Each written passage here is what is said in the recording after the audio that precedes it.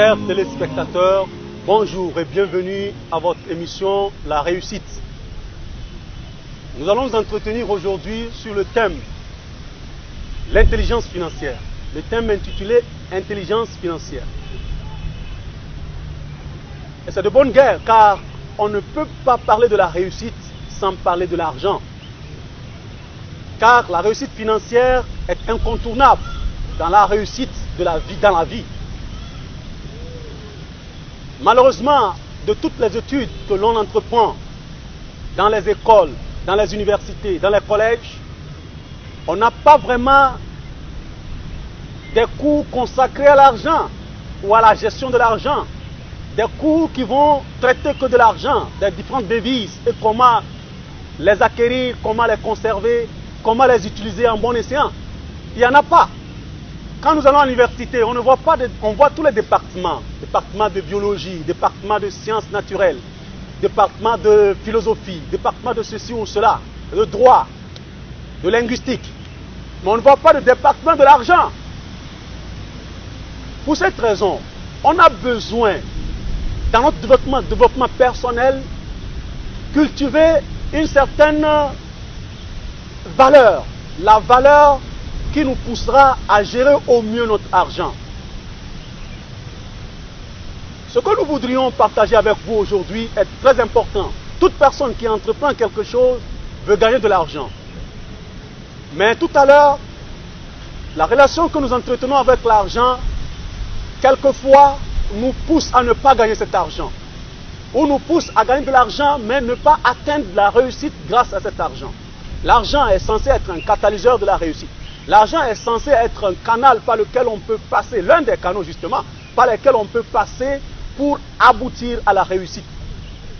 Bien que la réussite ne soit pas une destination, l'argent est un vrai catalyseur dans le parcours de la réussite. Alors, il est de bonne guerre, il est de bon ton que l'on puisse maîtriser la gestion de cet argent. Aujourd'hui, quand on entreprend quelque chose, en tenant compte de tout ce que nous avons appris jusqu'à maintenant, en brisant notre routine, en entreprenant plus grand, en bossant, en travaillant, en nous propulsant vers plus de réussite, d'atteinte d'objectifs en atteinte d'objectifs. Objectif 1 atteint, on passe à l'objectif 2. Objectif 2 atteint, on passe à l'objectif 3. Et ainsi de suite. Nous aboutirons tôt ou tard à amasser de l'argent. Mais encore faut-il savoir comment utiliser cet argent pour vraiment estimer être dans la réussite. Alors, c'est pourquoi nous voudrions, dans un premier temps, traiter de la gestion de l'argent comme d'abord l'argent. Comment est-ce que nous devons concevoir l'argent? L'argent, c'est en fait ce que l'on gagne quand il entreprend quelque chose.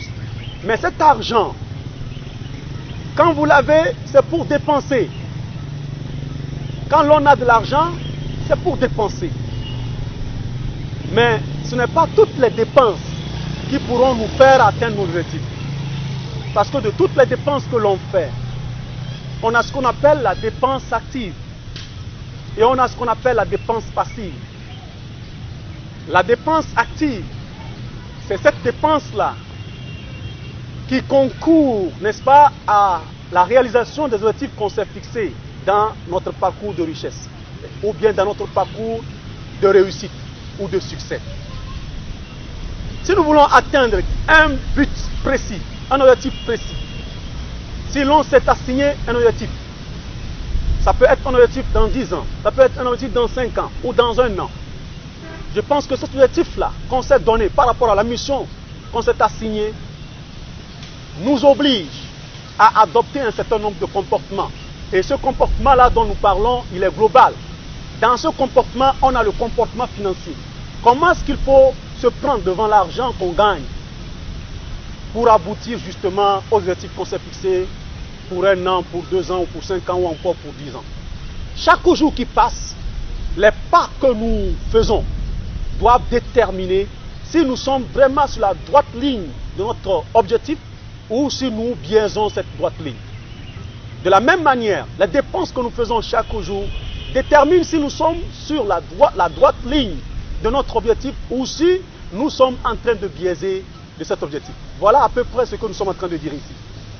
Alors, les dépenses que vous faites, ces dépenses-là, parmi elles, il y a celles qui vous biaisent de cette ligne directrice de votre objectif et il y a d'autres qui concourent à vous remettre davantage sur cette ligne directrice de votre objectif.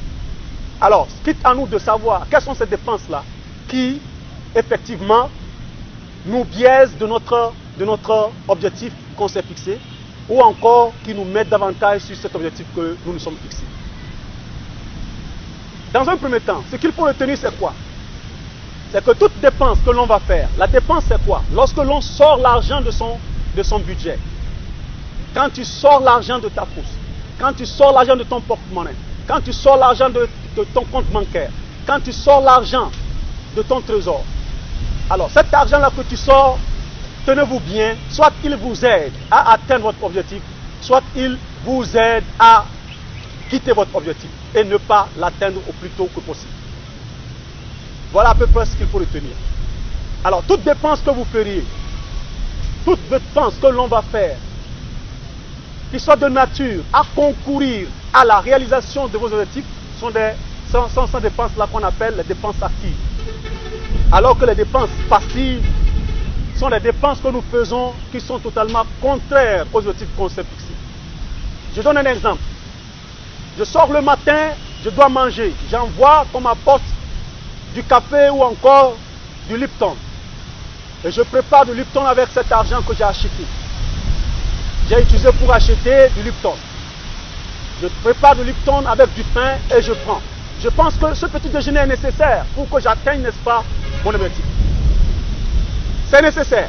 Ça veut dire que toutes les dépenses que l'on va faire, qui soient de nature à concourir à l'objectif que nous nous sommes fixés, à sa réalisation justement, constituent ce qu'on appelle la dépense active. Maintenant, je suis là, on me frappe à la porte. Mon ami d'à côté dit, mon frère, ma copine, elle a un événement important. Je n'ai pas assez d'argent pour aller. Est-ce que tu peux me donner un 50 francs? Tu peux me donner un 5 000? Tu peux me donner un 50 000? Voilà à peu près ce qui peut se passer. Vous enlevez, sous prétexte de la générosité, vous donnez à votre ami les 50 000. Qui ne concourt en rien à l'objectif que vous êtes fixé pour 2 ans, pour 5 ans ou encore pour 10 ans.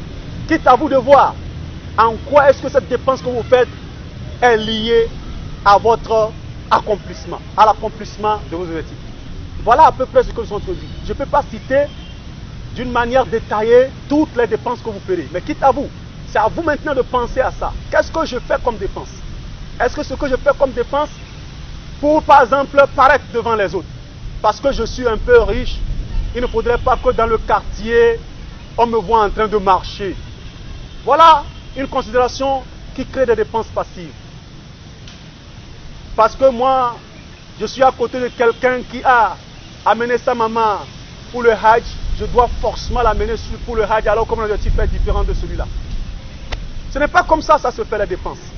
Les dépenses se font par rapport à un objectif donné.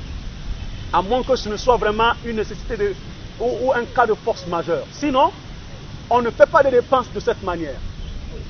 Le désir de paraître est source des dépenses passives. Le désir de paraître va vous pousser à avoir 2 voitures alors que vous n'en avez pas besoin. Le désir de paraître vous poussera à avoir 2 bracelets alors que vous n'en avez pas besoin. Le désir de paraître vous poussera à avoir des trucs que vous n'avez pas besoin pour l'atteinte de vos objectifs. Voilà ce dont nous parlons. Il ne sert à rien de paraître aujourd'hui et d'être misérable demain. Il ne sert à rien de paraître aujourd'hui et de rater l'atteinte de ces objectifs demain. Voilà à peu près ce dont nous parlons. Alors nous devons développer cette attitude selon laquelle ou bien qui nous conduit à faire des dépenses, donc qui nous conduisent à sortir, n'est-ce pas, notre argent dans l'accomplissement des objectifs que nous nous sommes assignés. J'espère que la communication passe. J'espère être en train de communiquer. Aujourd'hui, l'argent que nous gagnons, même s'il a été gagné pas avec beaucoup d'efforts, cet argent est toujours utile pour nous atteindre, pour nous faire atteindre nos objectifs.